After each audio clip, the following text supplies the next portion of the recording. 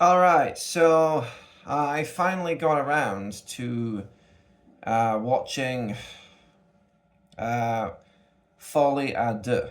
I think it's pronounced Folie à Deux. I'm not a French speaker, so I don't know how the hell you're meant to pronounce it. But Jokey Folie à Deux, and uh, I have to say, so when it comes to filmmaking, what is better? Is it better for the filmmaker to just do the most lowest common denominator thing possible? Or is it better for the filmmaker to have a vision and follow that vision? And this is an example of a filmmaker making the exact movie that he wants to make. And in that respect, it's good. I think this was the film that Todd Phillips wanted to make. But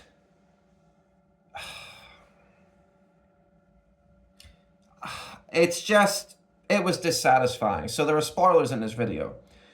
One of the main problems I have with this film is that at the end, Arthur Fleck gets stabbed to death. Now, up until that point, I'm thinking that the film might actually pick up, and after he gets stabbed, I'm thinking, well, that can't be the end of the movie. But then the credits roll. And I'm just trying to understand this, and I'm Googling it, and I'm thinking, is there going to be a Joker 3? That can't be the end.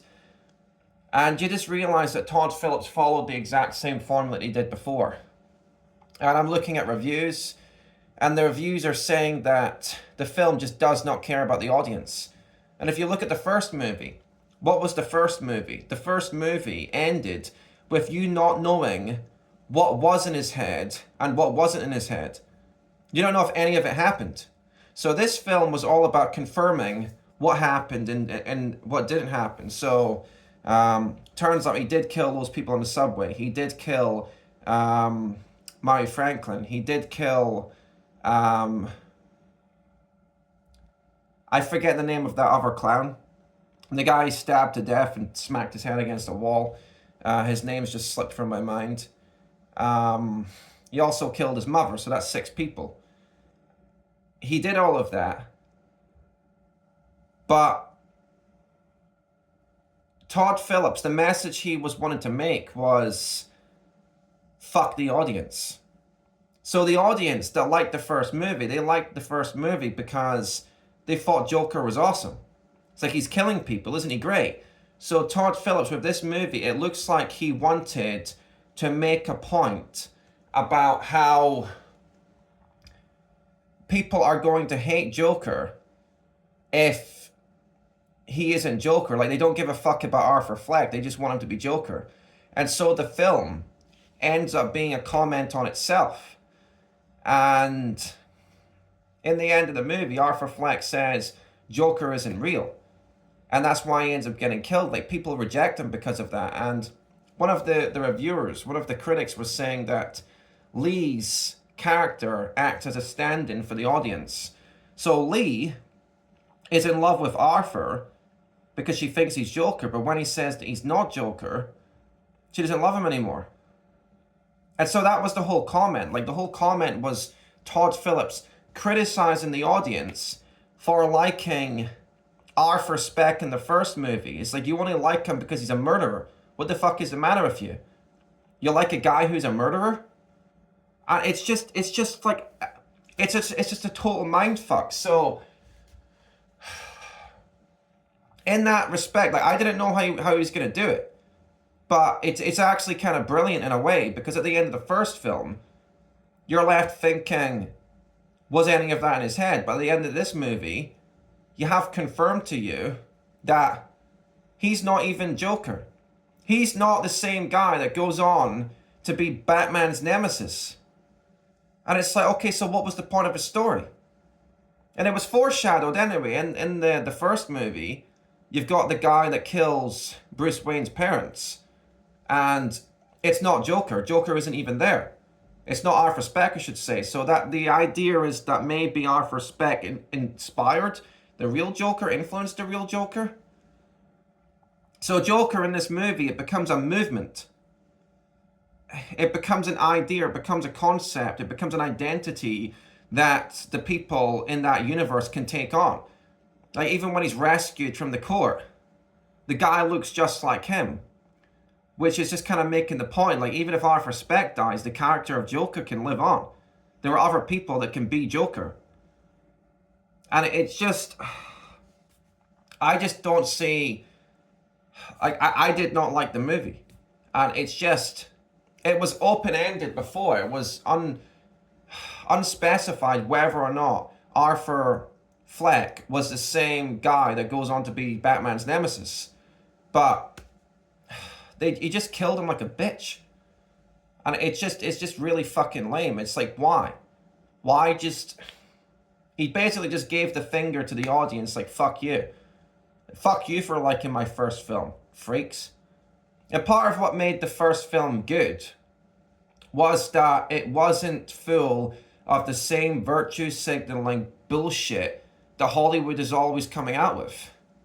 The first movie was about how the villain can be the hero. And that was so refreshing. Because, and everyone's thinking, but what if we are all clowns? Because everyone has problems. Like, everyone feels like a schmuck. But this was a world where you can be a total schmuck. And for all of your vices, all of your flaws, you can have people celebrate all of your flaws. And it's so empowering to feel. But then in this movie, Todd Phillips, the whole movie serves as a criticism of people who feel that way. It serves as a criticism of people who would like to celebrate someone for being a murderer. And, like in the first film, for the villain to be the hero, that's pretty ballsy. But in this one, you're just going back to basics. It's just like fucking Hollywood's moral lesson. Oh, the moral lesson is that the bad guy doesn't win. The bad guy ends up getting what's coming to him. The final punchline is, you get what you fucking deserve. And then he gets stabbed to death. Ha ha ha ha ha. And it's just a joke on the audience. Ha ha ha ha ha. You thought that he was actually going to be Joker. Ha ha ha. Nope. Gotcha. Bye. And it's like, why the fuck did you just have me sit through all of the singing and dancing and all that shit if you're just going to follow it up with this? And I don't think it was a bad movie. I think it was a very clever movie. It was very good for what it was. And Todd Phillips, I think he's a fucking genius. I honestly do. But he made the movie that he wanted to make, not the movie that the fans wanted. And that's the problem. And as a fan, I'm pissed off. But I was thinking, how the hell is he going to do what he did in the first movie? And then when he made a musical, I'm thinking he's going in the right path, because he's thinking, I can't ever do the same thing, so I'm going to do something different. Because I can never achieve the same result. But to just have an ending that has a point, I'm surprised at that. Because, yeah, like I say, the first film ends with you don't know if any of it actually happened. And in this movie, it ends with... Ha ha, he was never actually Joker anyway. He was never the guy that goes on to be Joker. Ha ha ha ha ha ha ha. And it's just, you've just managed to estrange yourself from like the whole fan base. It's just pissed everyone off. Like, why did you do that? It's just so lame. But anyway, like, I'm really pissed off about this. Just like all my videos, this video is very unscripted, unprofessional. So maybe I'll do another video on this in future, because I don't think I'm gonna stop being pissed off about this anytime soon.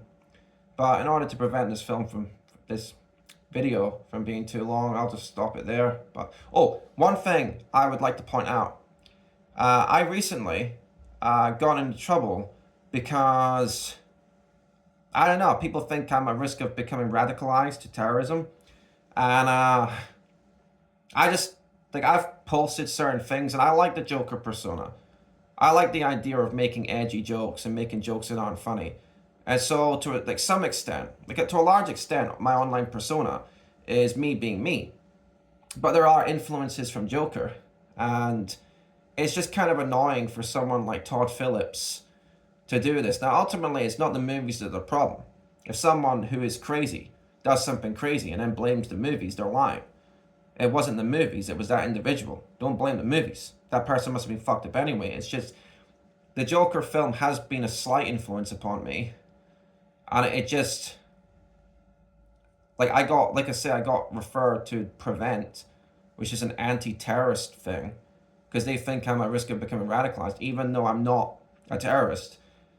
And I just think it's ironic that I see this movie after I get into trouble. And I'm just thinking, so what was it? The whole thing was just a massive joke. And to those people out there that like the first Joker movie, like, it's not real. Like, none of this stuff is real. If you don't like the second Joker movie, just don't perceive it as canon. I mean, because Todd Phillips said that the first movie was a standalone movie, and then he made a second one. Now, he said that he's not going to make a third. Maybe he will. Maybe it will turn out Arthur Never Died, but because the success wasn't as much, they didn't make that much money from this movie, they're just going to keep pumping out as long as there's a financial incentive, but it doesn't seem to be a financial incentive for this one, so it seems unlikely there's going to be a Joker 3. But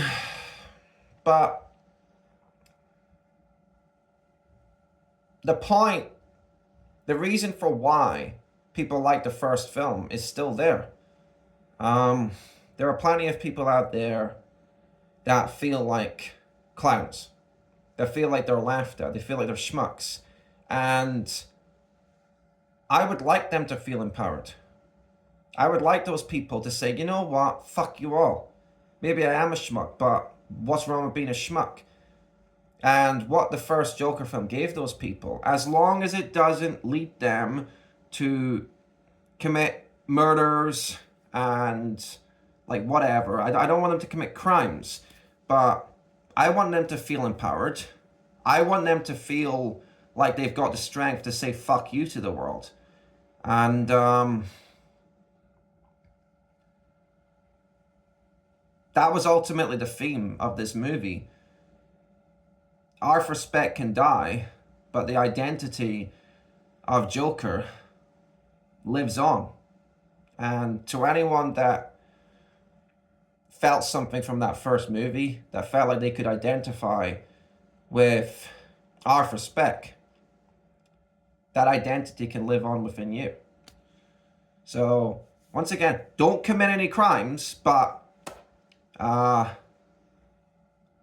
continue to feel empowered. Don't let the sequel bum you out too much, okay? Because you have a right to feel strong. Anyway, be seeing you.